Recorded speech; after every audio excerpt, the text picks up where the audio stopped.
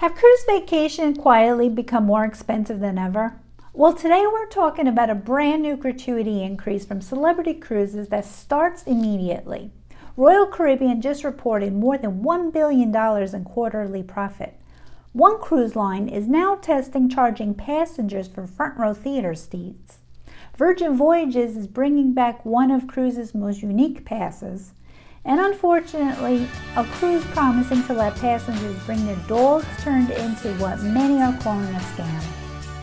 I'm Angela from GYB Bags Travel, and this is the Wake Report. Welcome back to the Wake Report, where every week we break down the biggest cruise news, what it means for your next vacation, and help you become a smarter cruiser. If you're new here, be sure to subscribe because we cover cruise news, cruise tips, and honest advice every week. Now let's get into today's headlines. Our first story affects anyone sailing Celebrity Cruises. Celebrity has increased its recommended daily gratuities effective immediately. Now here's what changed. Standard staterooms now increase to $19.50 per guest per day. Concierge class and Aqua class increased to $20.50 per guest per day, and guests staying in the retreat suites will now pay $24.50 per guest per day. Celebrity says these gratuities are shared among dining staff, culinary teams, stateroom attendants, housekeeping, and many behind-the-scenes crew members who help create your cruise experience. If you already have a booked sailing with Celebrity Cruises before July 29th, you have up until 48 hours before sailing to prepay at the old rate.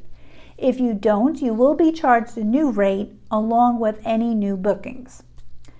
To put that into perspective, a couple sailing 7 nights in a standard cabin will now pay $273 in gratuities alone.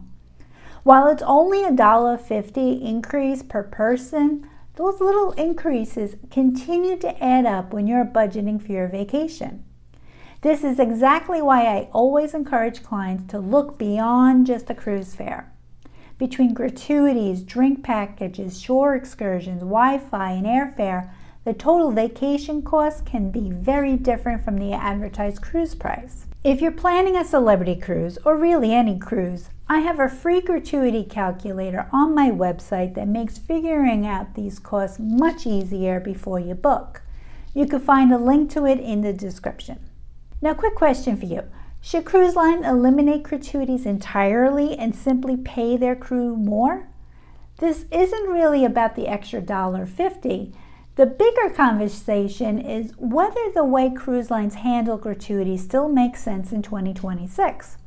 There are strong opinions on both sides, and next week on My Radar, we're going to dive into that debate. I have a feeling this one's going to divide the cruise community. Now, speaking of cruise costs, Royal Caribbean Group, which Celebrity is under, reported over $1.1 billion in second quarter profit, exceeding expectations once again. The company also raised its outlook for the rest of the year thanks to continued strong demand and high booking volumes. So what does this mean for cruisers? Honestly, probably not what many people were hoping for. There has been a lot of discussion over the past year about whether cruise prices would finally start coming down as more ships entered service, or will people get tired of mega ships? But when cruise lines are reporting record profits and ships continue sailing full, there simply isn't much incentive to lower prices. So my biggest takeaway is this. If you've been waiting for cruise fares to drop dramatically before booking, that strategy may actually cost you more, especially during certain times of the year. History has shown us that popular sailings usually get more expensive as cabins sell out, supply and demand. Could reserved seating become the next cruise upcharge? GYB Cruises is now testing a program where guests can pay extra to reserve seats in the front rows of the main theater. Now, before you say, I don't sail TUI, they aren't even in the US market. Here's why this story caught my attention. Royal Caribbean Group owns 50% of GYB Cruises. Now, that doesn't mean Royal Caribbean is bringing this over to their brand, But it does make this an interesting experiment to watch. Cruise lines are constantly looking for new revenue opportunities. We've seen priority boarding, private cabanas, premium internet, and now possibly premium theater seating. Personally, I don't mind paying extra for experiences that genuinely add value. But theater seating has traditionally been first come, first served. There are often seats reserved for certain loyalty tiers or cabin categories. But would you pay for guaranteed front row seats? Let me know down in the comments because I'm really curious where everyone stands on this one. Virgin Voyages has now announced the return of its season pass while also expanding itineraries to new destinations for them in Northern Europe for 2028. The program is designed for travelers who want to spend extended time living and working from a cruise ship. It's definitely not for everyone, but it's another example of cruise lines thinking beyond the traditional 7-day vacation. And whenever I bring up Virgin, I always have someone asking me, is Virgin actually right for me?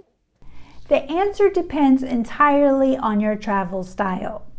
If you're curious about how Virgin compares with Royal Caribbean, Celebrity, Carnival, Norwegian, and many others, I actually made a complete guide comparing 20 different cruise lines, and I'll link that below and at the end of the show. Now here's one to watch. Reports suggest MSC Cruises may be exploring the European river cruise market. MSC hasn't officially confirmed anything, so for now, this is just industry speculation, not a done deal. But the timing is interesting. Celebrity is preparing to enter the river cruising next year, and some say the market is already getting crowded. If MSC joins in, it could mean more competition and more choices for travelers. So we'll keep an eye on this one. And finally, a story that has gone from a dream vacation to a consumer nightmare. Back in 2024, a company called Cruise Tail announced what it described as the world's first dog-friendly cruise.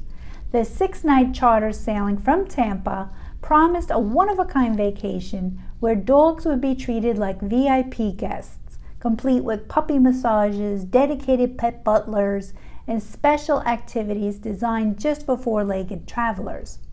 The concept generated national media attention and excitement among dog lovers. But according to a recent investigation by Tampa Bay 28, the cruise never sailed. Passengers were first told the trip had been postponed because of issues involving the ship and port arrangements. Later, customers say they were informed the sailing had been canceled. Several travelers now claim that they have been unable to recover the thousands of dollars they paid for the trip, with one couple telling investigators they lost around $7,000 after booking nearly a year in advance. Margaritaville at Sea, whose ship has been chartered for the voyage, said it was not involved in handling reservations or collecting payments, and stated that the charter operator, not the cruise line, is responsible for customer transactions and any refund requests. Now, this story is a good reminder that not every cruise is booked directly with a major cruise line. Charter cruises, themed sailings, and first-of-their-kind experiences can be incredible, but they can also carry additional risks because they're often operated by third-party companies. Whenever you're considering one of these specialty sailings, take a few extra minutes to research the company, understand the cancellation policy, and consider how your payment is protected. And if you're unsure, working with a trusted travel advisor can help you verify who's operating the trip before you hand over your vacation dollars. Now, hopefully everyone affected by this situation is able to get answers and recover their money. But for now, it's a reminder that excitement over a unique travel experience should always be balanced with a little due diligence. Today's Grab Your Bags tip of the week is simple. Book early often locks in better pricing, and if the fare drops later, many cruise lines allow adjustments before final payment depending on the fare you booked. It's one of the easiest ways to protect your vacation budget. Cruise lines have already started releasing 2028 sailings, and more will be coming out in the coming months. I know it's hard to think about vacations so far ahead, but if you like or can only cruise during peak times, like in the summer, the earlier the better would be advisable. Now, those are this week's biggest cruise headlines, and now I'd love to hear from you. Would you pay extra for those front row theater seats? And what do you think about Celebrity's latest gratuity increase? Leave your thoughts in the comments below. Now, if you found this episode helpful, please give it a thumbs up, subscribe if you haven't already, and share this video with another cruiser. Thanks for watching, and until next time, happy cruising!